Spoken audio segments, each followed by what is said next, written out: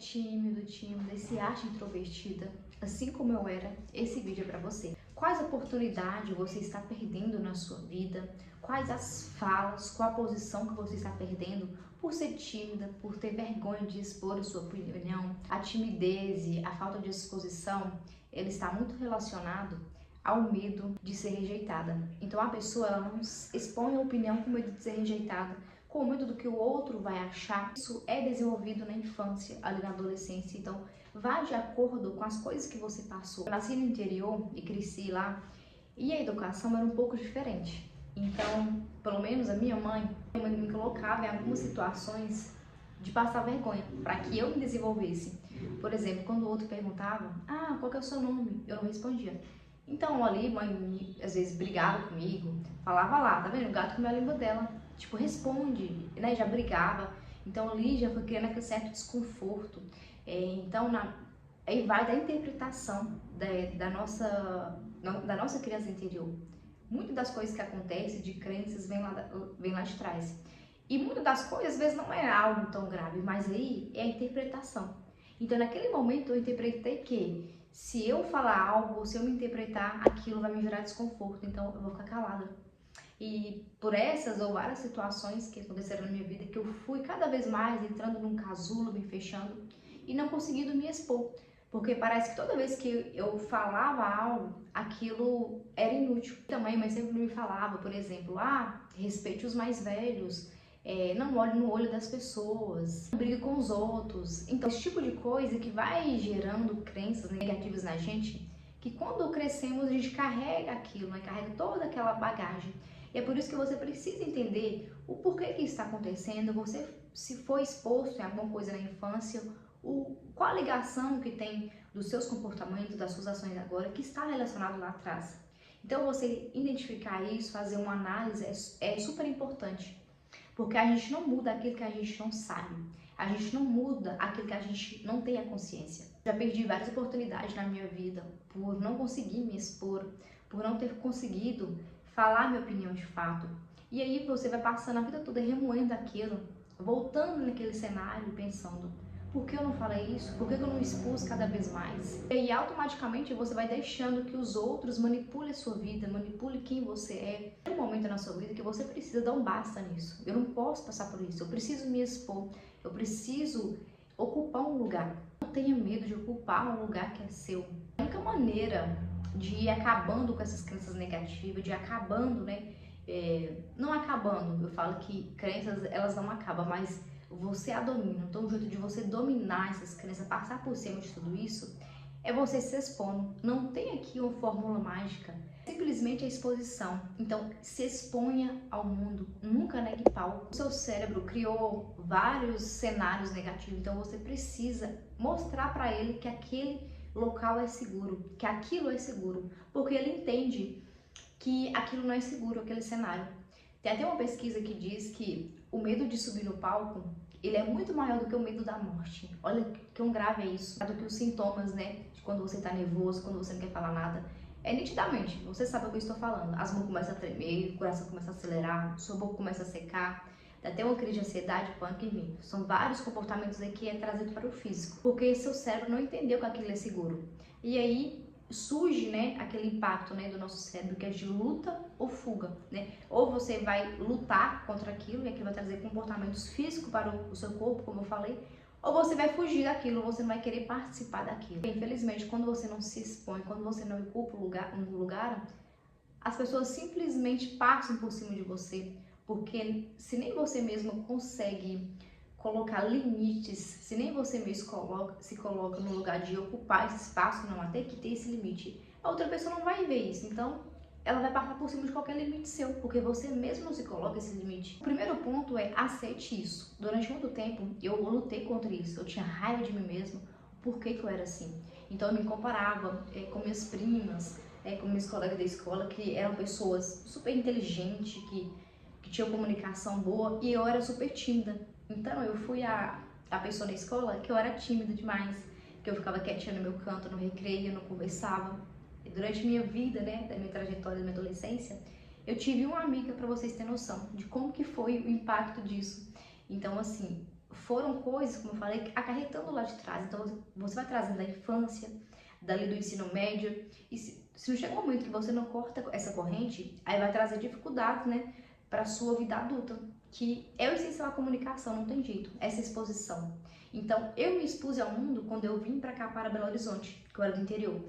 Então assim, não teve jeito, eu tive que me expor, eu tive que falar, e isso foi um processo difícil, isso foi um processo árduo, mas eu tive que passar por ele, para hoje eu conseguindo dominar isso. Então hoje eu já consigo ter um posicionamento, hoje eu já consigo falar as coisas que eu não gosto, hoje eu já consigo chegar num lugar e não chegar abaixada com medo. Então eu já chego no lugar, eu já chego ali, já ereta nessa posição, eu não abaixo a cabeça, por mais que eu esteja, mas eu não deixo isso transparecer. Então eu cumprimento as pessoas ao redor da mesa, uma coisa que eu morria de vergonha, gente, era quando eu era convidado para o aniversário e tinha muita gente sentada na mesa, aí eu tinha que, às vezes eu conhecia só uma pessoa, aí eu tinha que cumprimentar todo mundo. Gente, isso era tão desconfortável para mim.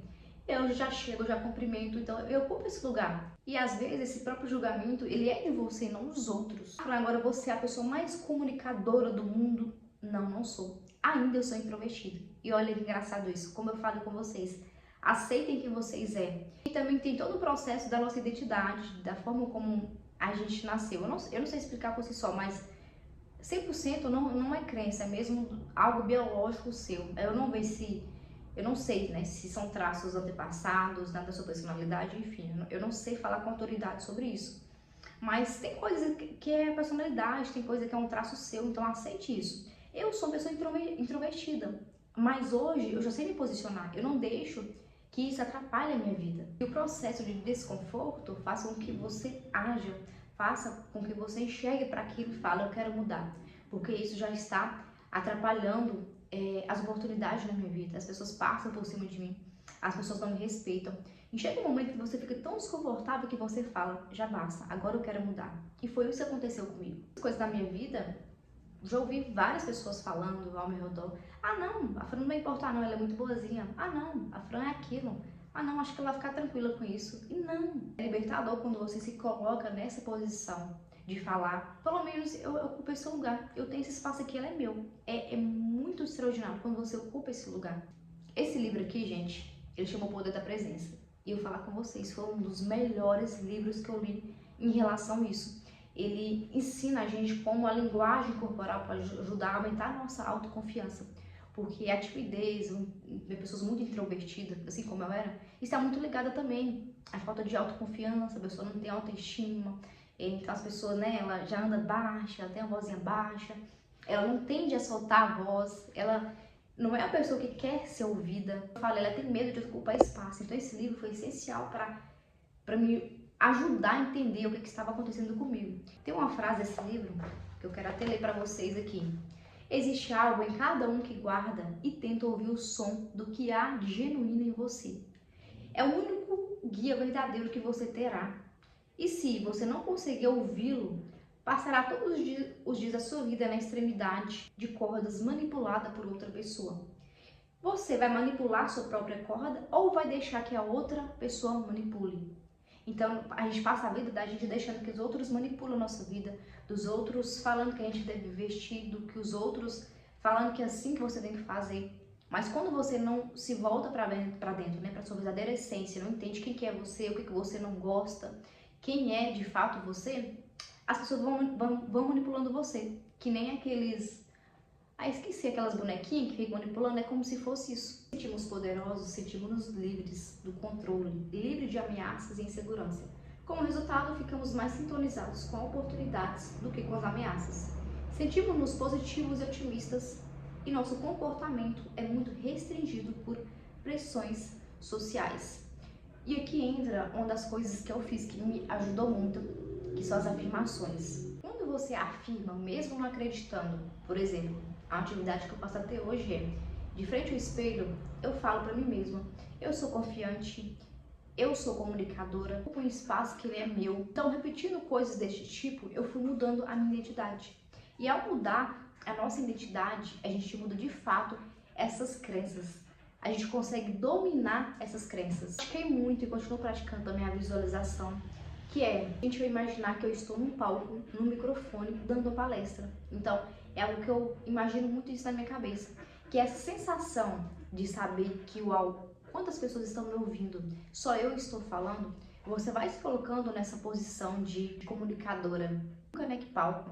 Se você teve a oportunidade de fazer, por exemplo, uma leitura aí na sua igreja, faça isso, mesmo que aquilo não seja perfeito. Reunião no seu serviço e o gerente falou para você dar uma opinião, né? Ou, por exemplo, levante a mão quem acha que precisa melhorar algo, dê um feedback, se exponha, que nem que seja 3 palavrinhas. Muito isso. No antigo emprego que eu estava mesmo, teve uma reunião para alinhar as metas da empresa e ele falou, né? Quem de vocês quer levantar a mão para falar como é que tá sendo e tudo? Por mais que eu falei ali pouquinho, né? Falei um pouco gaguejada, assim, rápido, mas eu falei. Então, essas pequenas atitudes mostrando para o seu cérebro que aquilo aquilo não tem perigo, expondo ao desconforto. Porque tudo isso vai ser desconfortável. Você vai sentir reações pelo seu corpo, seu estômago vai doer, mas são as sensações que, como eu falei, você vai mostrando para o seu cérebro que aquilo não há perigo. A leitura em voz alta também me ajudou muito. Eu era uma pessoa que falava muito rápido, gaguejava muito. Vocês percebem que tá umas palavras que eu falo rápido demais, do aquela, né, aquele embolado, olha pra vocês verem, tá vendo? Então, leitura em voz alta tem me ajudado muito a realmente articular essa região da boca, a soltar mais a voz, a falar realmente. Porque, como eu falei, a gente que é tímida, a gente tende a falar mais baixinho. Você não quer expor, você quer colocar aquela voz pra dentro. Então, a leitura vai ajudar você a soltar essa articulação, a você falar mais alto, realmente se expor. Frase desse livro que eu amo. Quanto mais somos capazes de ser nós mesmos, maior é nossa capacidade de nos fazermos presentes. E isso nos torna convincentes. Uma das coisas que esse livro fala muito é de ser presente. Porque quando você está presente, você consegue identificar suas emoções, seus comportamentos. Eu, por exemplo, tenho uma autoanálise muito grande de mim mesma. Quando eu chego no público realmente, né? Quando tem muita gente no local. E eu chego, eu consigo me identificar. Eu estou presente naquele lugar. Eu não estou lá e estou no mundo da lua.